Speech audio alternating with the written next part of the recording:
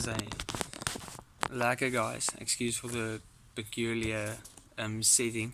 I wanted to be outside in the shade, so this is the best I could do for now. Just a quick midweek check-up and check-in. I actually read a very cool piece yesterday in a book called Mere Christianity. So Mere Christianity is from C.S. Lewis, probably one of the most wisest intellectual thinkers of the past 100 years. And he wrote this book to basically describe Christianity and what Christians believe and Christians' doctrines and what is life like being Christian in a very detailed, thorough way. So I read a piece about, it's called The Great Sin, and this great sin is actually pride or self-conceit. He describes the great sin or pride as the sin where you don't really find Christians accusing themselves of having sinned in this way, but usually they are not very merciful towards others when others commit pride or the great sin in that way. So I just want to read 3 pieces that actually shocked me and moved me quite hectically, which I thought that you would actually find some worth in. So the first piece is: pride gets no pleasure out of having something, only out of having more of it than the next man. That means it's not about others praising us for something we did. It's about us taking that praise to our head and actually thinking more about ourselves and trying to be better than others.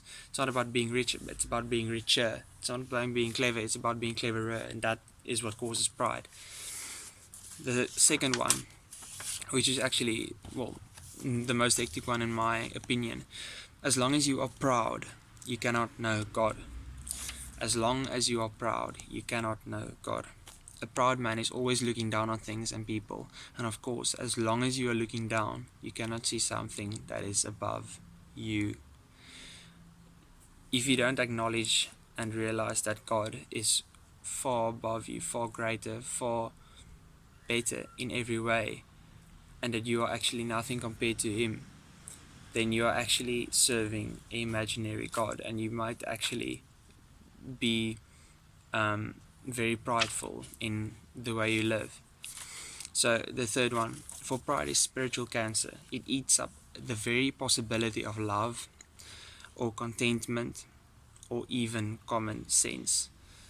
Because being so subject to pride, which means your mind is very consumed about yourself. You're constantly thinking about yourself and how great you are and how much better you are than others, that you actually can't be vulnerable enough and open enough and honest enough to connect with others in love or be content with yourself, because you're always trying to be better. You're never saturated. You're always just trying to find that satisfaction. So what does the Bible say about pride? The opposite of pride is actually humility. And what the Bible mentions a lot is that with pride comes destruction, but with humility comes grace. Because to actually connect to God, you have to be humble. When you actually connect to God, you become humble. When you're proud, you can't know God, because you actually build up a wall. You actually build up a wall of all these standards you set to yourself, all these things you think of yourself, and that you really can't connect to God through that wall. But when you actually connect with Him and you're humble, it means that you're being sacrificial. You're going on your knees and you're saying, Lord, I'm not good enough. I'm not what I thought I was. I really can't do this on my own. And then this infinite relief just comes over you, because you're actually taking off that front that you're putting on because of your pride for life. You're taking off that, C.S. Lewis describes it as an ugly dress, and your shoulders are just so much lighter because this weight has been lifted off, because you can be yourself in front of God. So 3 verses that I read, which quite shocked me, is in James 4 verse 6. But He gives more grace. Therefore it says, God opposes the proud, but gives grace to the humble. He opposes the proud, but gives grace to the humble. In Proverbs 16 verse 18 it says, pride goes before destruction. That's just the first part, but just to lay emphasis, pride goes before destruction. which actually made sense in linking to the previous one, because if God opposes the proud and he leaves you, that actually leads to destruction for you. And then Proverbs 27 verse 2, let another praise you, not your own mouth, a stranger, and not your own lips.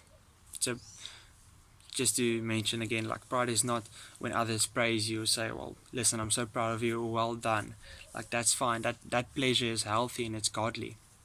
But when you constantly mull over that thoughts and that praise and take it to heart and just keep adding your self-praise on that, that creates pride, and that creates this wall between you and God and you and other people, because you can't actually love, you can't actually be content, you can't actually think clearly or straight because of this consumption of your mind in pride and how great you think you are.